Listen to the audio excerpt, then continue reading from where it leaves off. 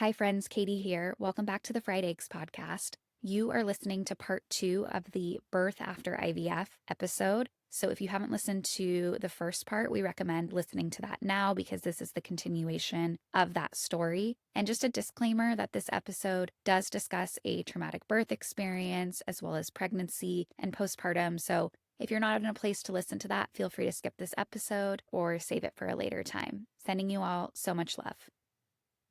This is where Oh, man. it becomes a movie in my mind. My mom is standing there. My mom still doesn't really understand what's happening, or I don't think she understands what's happening. She's kind of still filming or getting off the phone with my sisters and my family. And, Oh my God. everyone's still acting fairly calm. And then the doors swing open and a team of 5 to 10 medical people rush in. Whoa. And it's a very strange, I don't even really know.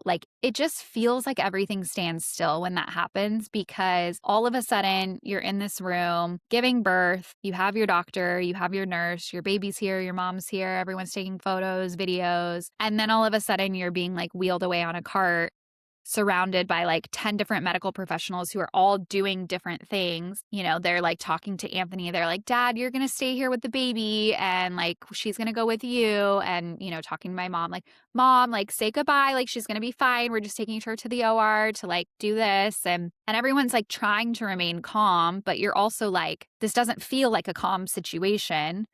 And some backstory for, I don't think I've actually ever shared this on the podcast, but I found out when I was doing genetic testing that I have what is called pseudocholine deficiency, which means that potentially I could be given anesthesia and not wake up as fast as a normal patient would, that my body would not come out of the anesthesia and that it would need extra support. So I have known about this since we started our egg retrievals, because every single time I go under anesthesia, I have a consult with the anesthesiologist of hey, you need to know this, have you read the paperwork? Make sure you know, because there are certain things that they can do or not give you to make sure that you're fine and just kind of monitor you.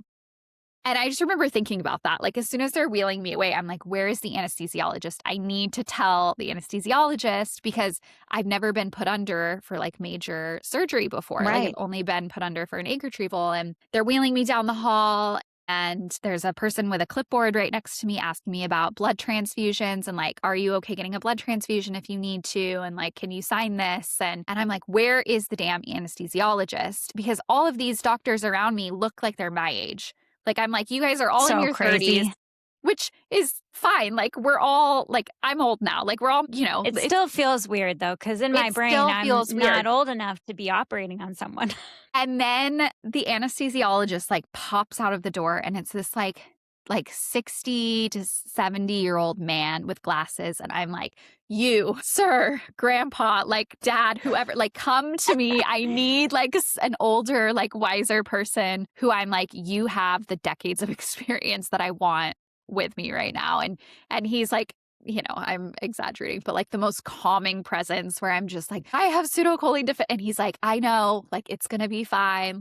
I've got you. But so we get to the OR, and no joke, they open the door, and one of the attendants goes, is this the bleeder? That's what they called me. Is this the bleeder? So I'm having this whole, am I crazy? Is something crazy going on? And no one is telling me, am I dying right now? What is happening? And feeling very gaslit at this point?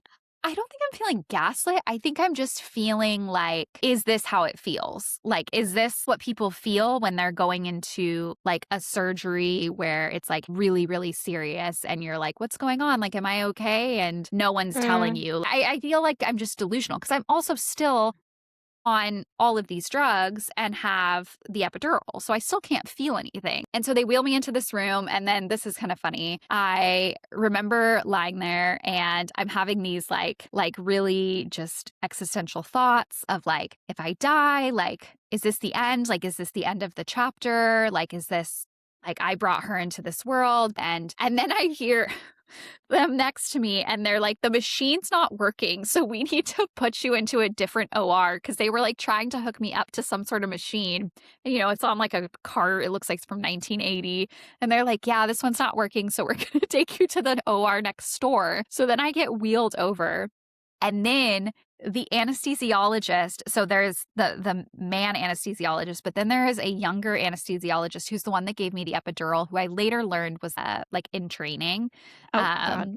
As the anesthesiologist was giving me the epidural, the advisor was like, I probably would have placed it a little bit higher, but that's a really good spot. And I was like, am I a test? Like, are we learning right now? Oh, my God. It was fine. But this anesthesiologist was also in the OR, and they were like, what did they basically, they weren't going to put me under because it was like, you have the epidural, like you can't feel anything. And we're just going to continue doing the work that we were doing back there, just under OR light. And I looked for the man, like this like man figure. And I'm like, please put me under, because we all know how much I love anesthesia naps. And I'm also like, I don't want to be awake for this. Like, this is traumatic. There are like 15 of you in here all buzzing around like bees. My doctor, my OB, an angel, she's holding my hand and literally like stroking my palm and is like, hey, it's going to be okay. Like, we've got you. My nurse is standing there. She's like looking me in the eyes. She's like, you're doing great. We've got you. And I'm like, this is comforting. Also, it's making me feel like this is really bad. And I do not want to be awake any longer. And so I'm like begging him. I'm like, please put me under. And he's like, okay, we'll give you something. And so they knock me out. I do wake up halfway through because I start coming out of it. And then they have to give me, they have to give me more again. What is happening? Like, who's monitoring you? Yeah. Again, like, it took them a lot longer to do it.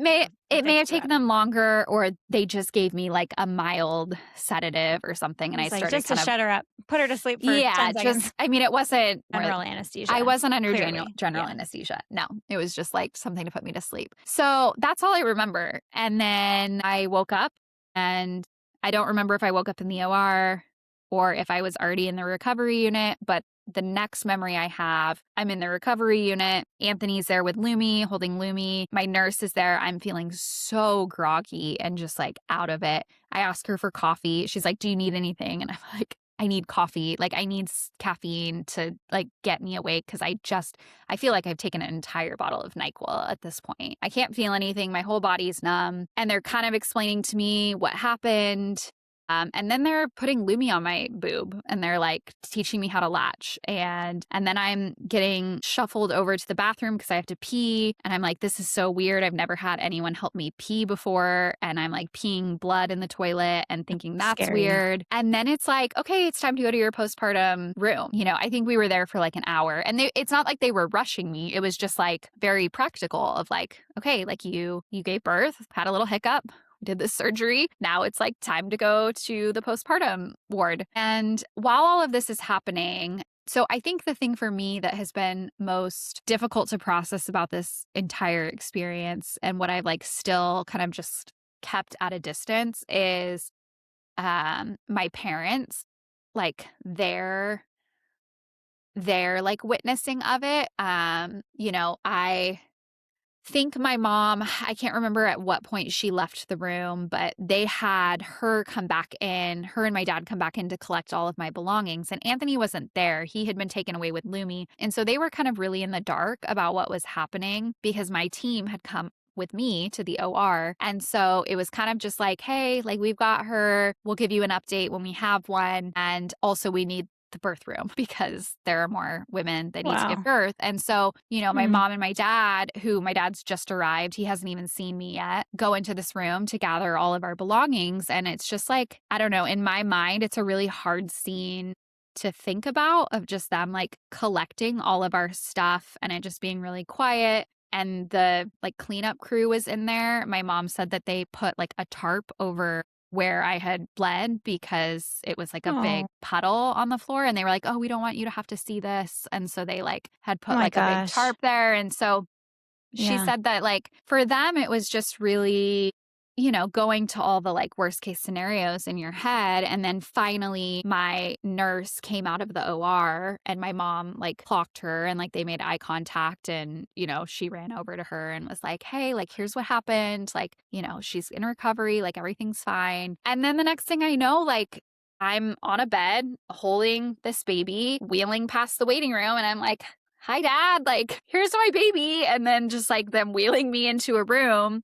Oh. And then from there, it's just like it never happened because, okay, here's the thing that I didn't know is that the labor and delivery ward is very different. Like the postpartum nurses, it's like an entirely different specialty. So, like, labor and delivery is the focus is on the mom and like the health of the woman who is pregnant. Postpartum, it's like we're focused on the baby.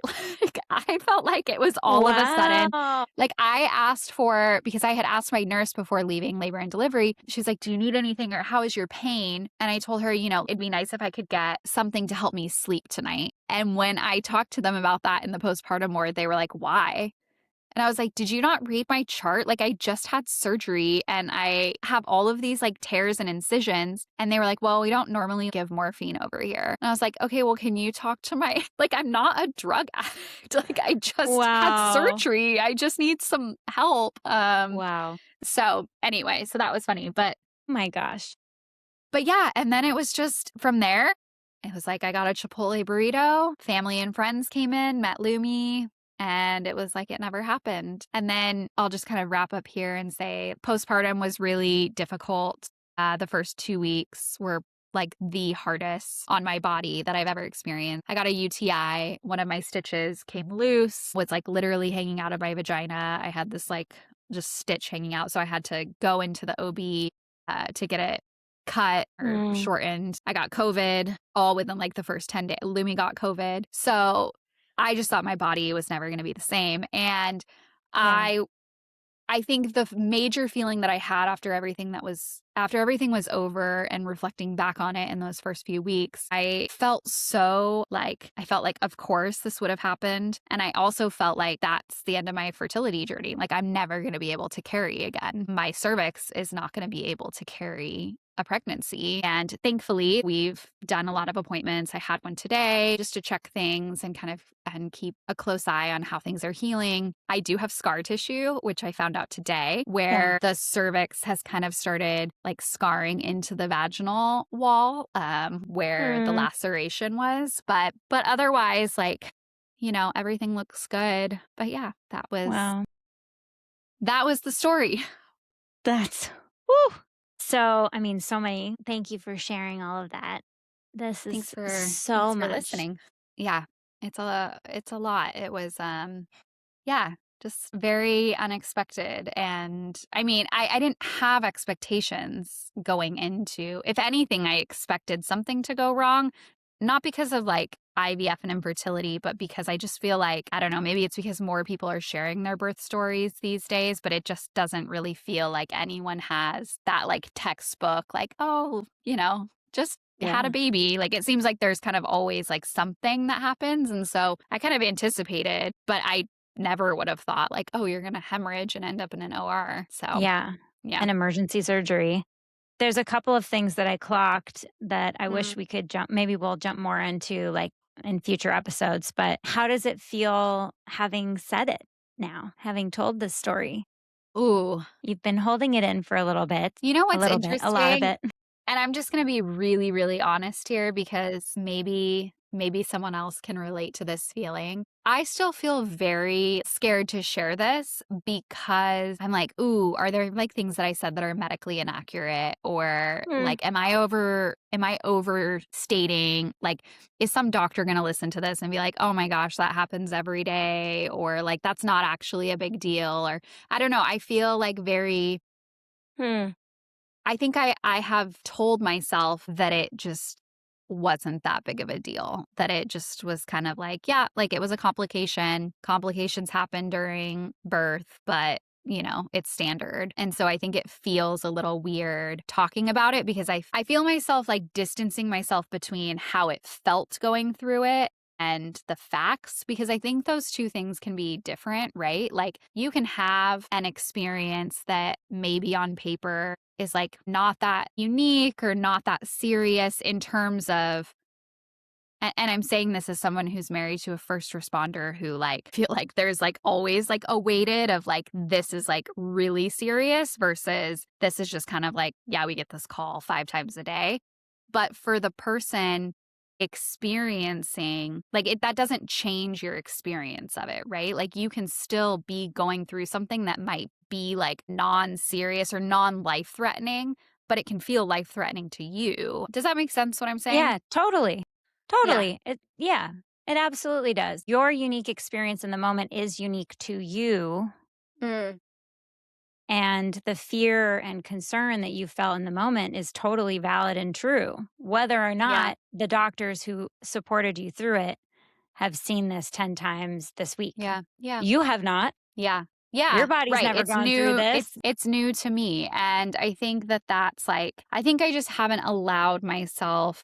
Yeah. I don't know. I don't know why I haven't allowed myself to like really feel the gravity of it. Like, I think it just, maybe it's just that I'm like grateful that it ended up being fine. And maybe it's that I'm just tired and it just felt like, yep, like add it to my tab. Like it's another part of this, chapter of my life where I have a hard time getting pregnant and having babies. Like, that is just my Mm, story, and this is part of that story. So I don't know. I still struggle with, yeah, your question. How does it feel saying it? I don't know. It doesn't really feel like anything, if I'm being honest. It feels like just kind of retelling something that happened. and retelling the facts. Let me put it this way. It is more emotional for me to retell the story of our first failed egg retrieval than it is for me to talk about Lumi's birth. Like, to Mm, me, the failed egg retrieval feels like that felt like a shift in my life. Like, that felt like something broke in me and was not the same person that I was before that happened. I was so innocent going into my first egg retrieval. And like, mhm, it really just took that innocence. And like, I don't know, like, for lack of a better analogy, it was like the first time going to war, where it's like you're seeing things for the first time and experiencing hurt and pain for the first time that you didn't even know like you could feel. With the birth experience, like, the traumatic part of it, not everything else, but that just felt like, yeah, like, this feels familiar. Like, something scary is happening, something hard is happening. mm, Okay, like, I've done this before. And so I think in that way there was almost like a protective wall of like, I don't want to feel this. And that was like the other thing, right? Like, after it all happened, I felt like there was this expectation, maybe from not from others, but from myself, of like, oh, you need to process this. Like, you need to like really think through this and grieve it and talk about it and like go to therapy. And part of me was just like, or I don't, or it just happened and I'm fine and I have my daughter, and like, that was shitty and it sucked, but it is what it is, and like, I don't want to give it any more energy than I already have given it. So, mm. Yeah. yeah. Yeah. I don't know if you're ready to hear this, but it also sounds like to me from like sitting in the bleachers. Mhm. It's also a recognition that you can get through hard things and you did and you Yeah. have before. I don't know if that resonates, but hearing you Mhm. talk about it, it's almost like a recognition that life can be hard and things can go Mm. wrong and pain will happen. Whereas it's not Yeah. like I don't know if this makes Mm. sense, but like I'm not special kind of a thing. Mhm. Yeah, we've talked about You know, this we've before talked about of it's kind like, of what it's like hitting me in a little bit in my deep in my mhm. feels a little bit.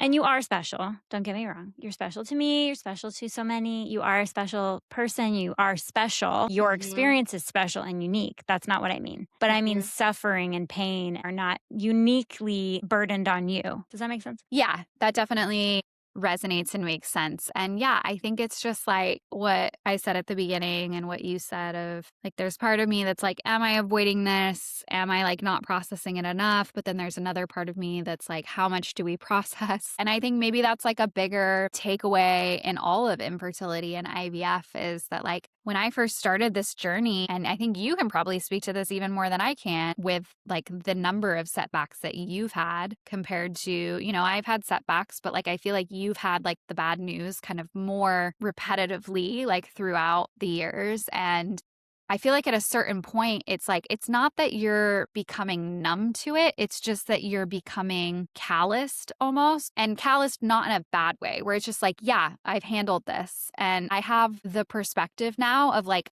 I've been through the hard things and I've been on the hard road. And it's not that it makes it hurt any less or makes it any less like shocking.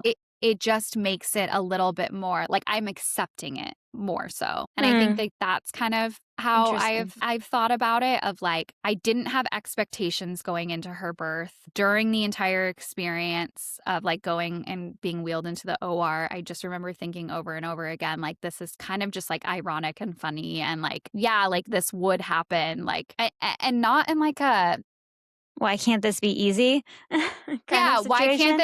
why can't this be easy? And also, like, I don't even know if I'm mad about it. Like, it's just like, yeah, like I've kind of learned that this is just a hard journey and hard things happen. And yes, it was hard and scary. And I want to have a different birth experience someday. But also, like, I came out of it and it's fine. Like it truly is. Like my body has healed. My cervix looks great. I have my daughter. Like, I don't really feel a need to like continue to dwell on it and to like try to dissect it for all it's worth and like what did I learn from this experience? And honestly, I just learned that like this like stuff like this happens. And there's no reason. It happened, it was hard for me to get pregnant and why did my first transfer work? Because first transfers work. Why did somebody's first transfer fail? Because first transfers fail. Like, I don't know. I think I've just like, as I've been in this mindset for so long now, I really have come to terms with that. Like, you're not special. Like, it's just, this is life and like things just happen and you kind of just take them as they come. And as opposed to that like first egg retrieval experience where it was like, this feels personal. Like this feels Yeah. like somebody is out to get me and to ruin my life. And yeah, I don't know. So Yeah, your reality is shattered. your reality is shattered and maybe not necessarily for like the worst either. Like, I Mm. think that's maybe something we can talk about at another time. But I think sometimes like we think that all of these hard things mean something. And maybe they do, but also maybe like the hard things happen because the good things also happen. It's like joy and pain have to coexist. And so sometimes painful things happen and sometimes joyful things happen. And like that's life. I don't know if there's any avoiding that. I think by trying to like make deeper meaning out of it, maybe it's just our way of being like scared of it too. Yeah, I mean, we want to find meaning in things and Yeah, of reasons, and course. everything happens for a reason. And this is all a part of the plan to get you to where you are and who you are. And that I think can provide a lot of solace and comfort to people. And sometimes that might be useful Yeah, to of feel course. and believe and trust. And then sometimes I think maybe sometimes that doesn't always resonate. And sometimes it might be a way of just like avoiding something. I don't know. Maybe. I Yeah. yeah. A lot of thoughts there, Yeah. and if you got through this whole thing, bravo to you, and also thank you for just, like, giving me the space to just, like, say these things out loud, things that I don't even know if I fully agree with or, like, I'm literally just, like, processing in real time and still thinking about it all, so I just appreciate the opportunity to do that. Course. Are you kidding? Thank you for sharing so much and digging Yeah, in and then, giving us the inside look too on at the things that were going through your head and your yeah, retrospect now. And I know we could talk for another hour of yeah, pulling it yeah, apart, and I'm sure we will, but I really appreciate you sharing and yeah. sharing with me, sharing with everyone. You're very brave and you are very special and you did something very, very, very hard. And you Living's also very proved special. to yourself you could do hard things. I did a hard thing. Birth is possible, people. You did a very hard It's thing. wild, but it does happen. So Somehow it happens. It's incredible. somehow, whole human. I'm very grateful you had the care team you had and Yes, same. they treated you Yeah. with respect and kindness and that you got the support you needed very quickly and that you had the Mhm. medications that you needed and that your family was Yes. there and that Lumi's Yes, I perfect. had I had amazing support systems, and yeah, someday we'll do an episode on postpartum and all of that because support, holy cow, is I the women who do not have support after having a baby, I don't know how. Yeah, it really, really is crucial for physical and just like emotional healing. So Yeah. yeah, Yeah. Well, more to come on that, but more to come on that. I'm so Okay, proud of you. Thank you. And happy birthday to Lumi. Happy birthday to Lumi girl. And happy birthday to you. Thank you. I know. I love this new trend that people are doing now on social media where they're celebrating like their first year of parenthood. I think that's so special. You should do that. I mean, celebrate the fact that that was a year ago. Yeah, incredible. Yeah. I'm so proud of you. Thank you. Okay. I love you.